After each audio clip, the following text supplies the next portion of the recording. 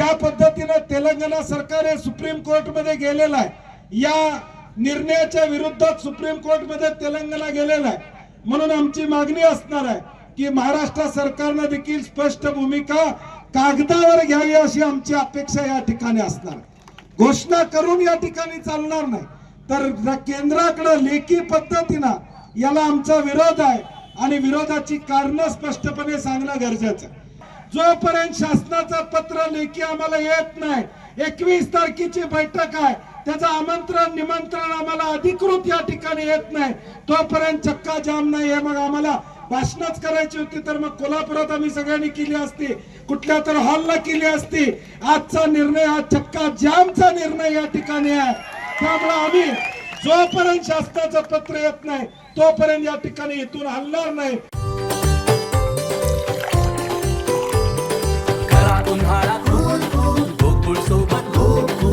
गोकुळ सोबत गोकुल।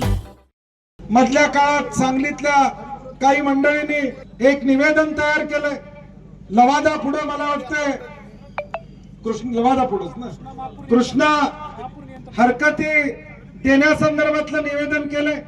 आमची इथल्या सगळ्या लोकांना विनंती आहे, आता हे निवेदन आम्ही व्हॉट्सअपवर पाठवलेलं आहे, कृपा करून ते टाईप करा। तुम्हाला तयार मराठी आणि इंग्लिश मध्ये आम्ही पाठवलेलं आहे, फक्त प्रिंट आउट काढा, सही मारा आणि दिल्लीला पाठवायचं काम कृपा करून लोकांनी करावं अशी माझी विनंती असणार। कारण की सरकार दरबारी शेवटी कागद चालतो, जनतेचा रेटा तर चालतो, परंतु कागदाची ताकद सुद्धा महत्वाची। आणि म्हणून कागदपत्री लढाई ही आपली कुठे कमी पडता कामा नये, ही भूमिका आपल्याला घ्यावी लागेल।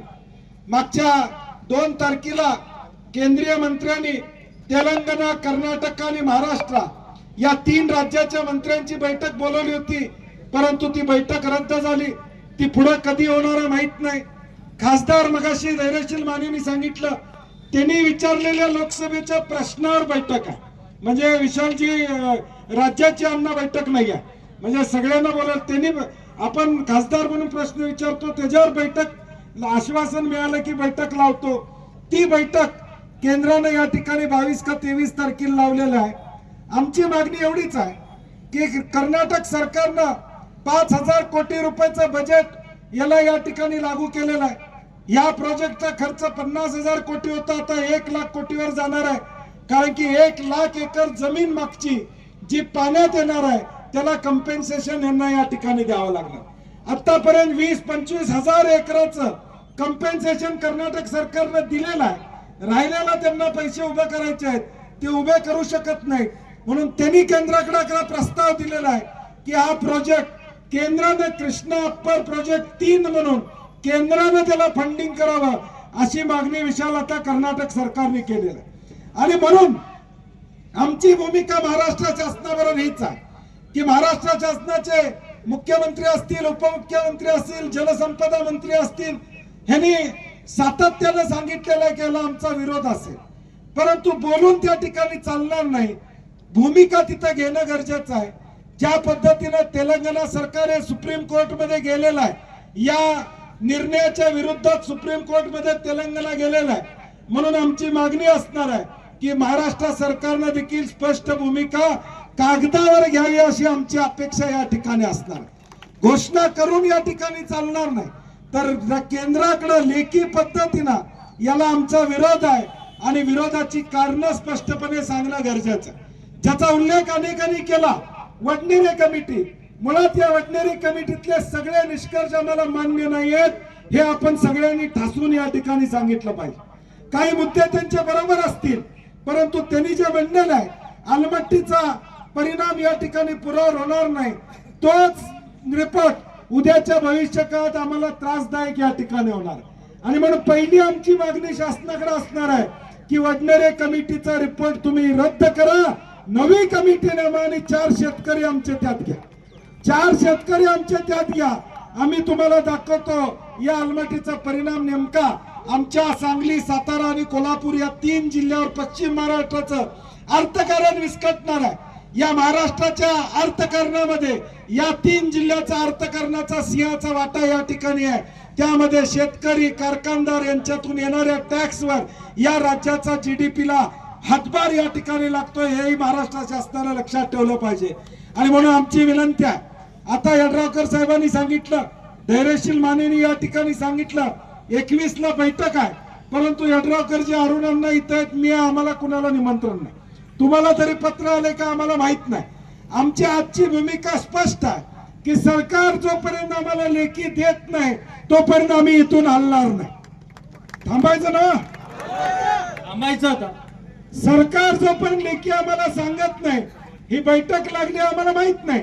तुम्ही जाहीर केलं काय हरकत नाही, तुम्ही आमदार म्हणून जाहीर केलं आम्हाला मान्य आहे. धैर्यशील मानेने जाहीर केलं की बैठक आहे, परंतु आम्हाला कोणी सांगितलंच नाही.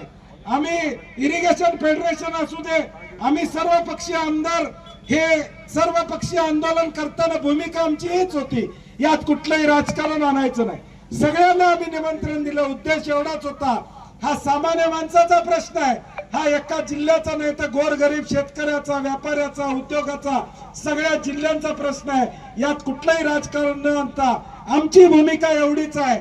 शासनाचे अधिकारी जे असतील त्यांना आमची विनंती आहे की तुम्ही वरती बोला, 21 तारखेची बैठक आहे का नाही यांना आम्हाला लेखी या ठिकाणी कळलं पाहिजे. त्या बैठकीला आम्हाला बोलवलंय का नाही, का तुम्हालाच बोलवलंय यड्रावकर साहेब असं नको.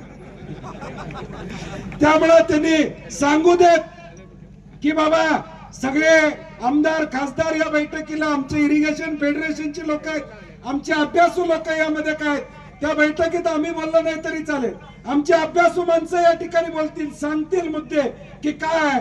त्यामुळे आमची लोकांना देखील विनंती आहे, मगाच बसून मागे सावलीत उभारलेलं आम्ही सुद्धा उन्हात आहे.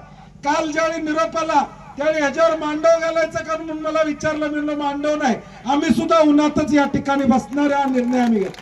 त्यामुळे मागच्या लोकांना माझी विनंती आहे, सगळ्या रस्त्यावर येऊन बसा, आम्ही सुद्धा खाली येऊन आता रस्त्यावर बसणार आहे.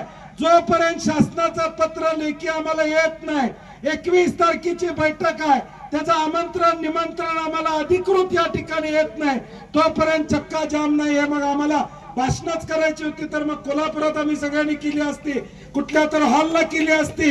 आजचा निर्णय हा चक्का जामचा निर्णय या ठिकाणी आहे. त्यामुळे आम्ही जोपर्यंत शासनाचं पत्र येत नाही तोपर्यंत या ठिकाणी इथून हलणार नाही. शासनाच्या प्रतिनिधींना या ठिकाणी विनंती आहे की आम्हाला पत्र द्या, आम्ही थांबू आणि 21 तारखेला आमची भूमिका या ठिकाणी मांडू, एवढी ग्वाही देतो. इरिगेशन फेडरेशन आणि आमच्या सगळ्यांच्या वतीनं तुम्ही आल्याबद्दल तुमचे आभार मानतो. आणि आता आम्ही खाली उतरून या ठिकाणी बसणार आहोत. धरण तुमचं, धरण तुमचं, शेतकरी एकजुटीचा, शेतकरी एकजुटीचा, अलमटीची उंची रद्द, अलमटीची उंची रद्द, अलमटीची उंची रद्द, अलमटीची उंची रद्द. अरे धरण तुमचं, अरे धरण तुमचं. अशाच नवनवीन अपडेट पाहण्यासाठी आमच्या कोल्हापुरी कारभार म्हणजेच KK न्यूज चॅनेलला सबस्क्राईब करा.